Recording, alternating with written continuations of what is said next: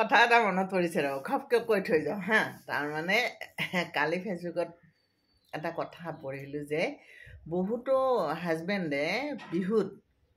নিজৰ ঘৰখনৰ সকলোৰে কাৰণে কাপোৰ কিনে মাক দেউতাক দাদাক ভতিজাক বৌয়েক চবৰে কাৰণে কিনে কিন্তু ঘৈণীয়েকৰ ফালৰ কাৰো কাৰণে নিকিনে ঘৈণীয়েকৰ মাক দেউতাক মানে শাহুৱেক শহুৰেক বা দাদাক কাৰো কাৰণে নিকিনে ঘৈণীয়েকজনীৰ বহুত দুখ লাগে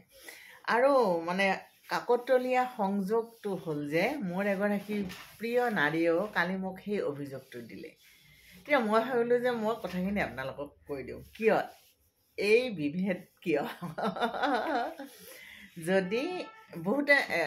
অকল কিন্তু পুৰুষ বুলিয়ে নহয় দেই বহুত মহিলাইও আনকি মানে গিৰিয়েকক ঘৰৰ পৰা লৈ যায় আজিকালি যাই মানে নিজৰ ঘৰতে ৰাখে আৰু নিজৰ মাক দেউতাকৰ কাৰণেহে বিহু পূজাত কাপোৰ কিনে শহুৰেকৰ ঘৰখনৰ কাৰণে নিকিনে এইটো বহুত অন্যায় তাৰমানে সুস্থ আৰু সুন্দৰ জীৱন এটা যাপন কৰিব লাগিলে দুইখন ঘৰকে সমানে গুৰুত্ব দিব লাগিব চাওক এগৰাকী পুৰুষ তেওঁৰ বাবে ঘৰখন প্ৰিয় তেওঁৰ মাক দেউতাক দাদাক ভায়েক ভনীয়েক অতিকে প্ৰিয় অন্য এগৰাকী নাৰীয়ে এখন ঘৰ ত্যাগ কৰি এইখন ঘৰত প্ৰৱেশ কৰে তেওঁৰ মনতো তেওঁৰ মাক দেউতাক ভায়েক ভনীয়েক অতিকে প্ৰিয় কিন্তু ত্যাগ কৰি আহি এইখন ঘৰত যেতিয়া তেওঁ থিতাপি লয় তেতিয়া এইখন ঘৰৰ সকলো কথা তেওঁ শুনে আৰু যদি শুনে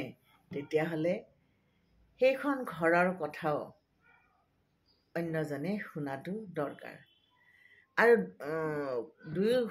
দুই পক্ষকে মই কৈছোঁ দৰা কইনা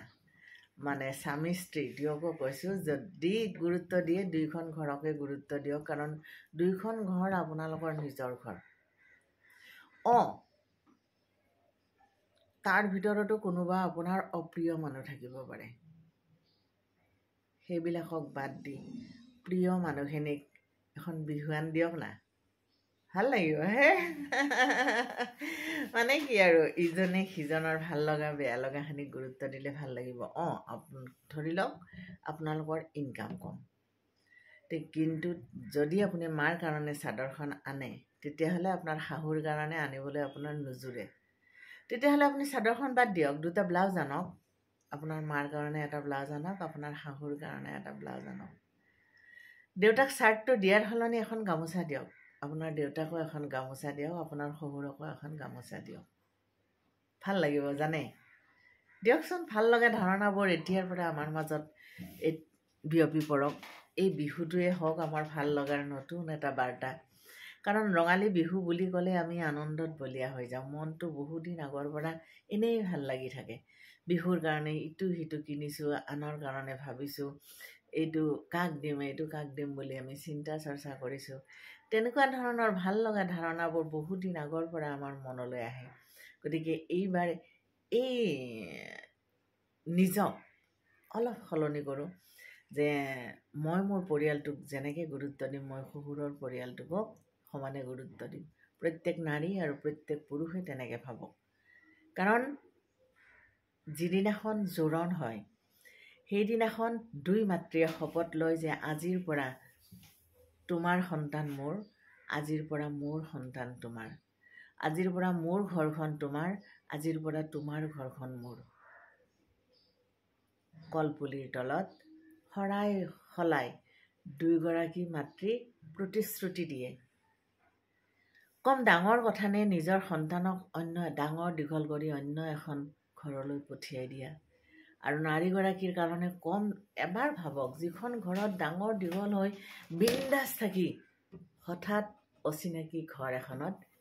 সোমাই যাব লগা হয় এগৰাকী নাৰীয়ে অন্য এখন ঘৰক আপোন কৰি ল'ব লগা হয় কিমান এটা সাংঘাতিক কথা গতিকে তেওঁৰ মনটোক সজীৱ কৰি ৰাখিবলৈ তেওঁৰ মনটোৱে আপোনাৰ ঘৰখনক আপোন কৰি ল'বলৈ আপুনিও কিছু আগবাঢ়িব লাগিব কোনেও বেছি নাৰী পুৰুষ কোনেও সাংঘাতিক ধৰণে স্বাৰ্থপৰ হ'ব নালাগে যে মোৰ মা দেউতাই ডাঙৰ মোৰ মা দেউতাই সকলো সেইটো হ'ব নালাগে দুইখন ঘৰৰ মাক দেউতাকে শ্ৰেষ্ঠ, দুইখন ঘৰৰ মাক দেউতাকে শ্ৰদ্ধা, দুইখন ঘৰৰ মাক দেউতাক ভাই ভনী সমানে মৰম আদৰৰ। দিয়কচোন, এইবাৰ ৰঙালী বিহুৰ পৰা আমি এটা নতুন যাত্ৰা আৰম্ভ কৰোঁ, প্ৰেম আৰু ভালপোৱাৰ নতুন এখন সাঁকো গঢ়োঁ, ইজনে সিজনৰ মনবোৰ বুজি পোৱাৰ বাবে প্ৰয়াস কৰোঁ। নোৱাৰোঁ নেকি? পাৰিম। জীৱন জিন্দাবাদ। আমি আমাৰ ভাল লগাবোৰৰ লগত সমানেই মিলি যাওঁ। ঠিক আছে, এইখিনিয়ে ক'বলগীয়া আছিল। কালিৰ পৰা মনটো খুদুৱাই আছিল, আপোনালোকক এতিয়া ক'লোঁ, মনটো পাতল হ'ল। জীৱন জিন্দাবাদ।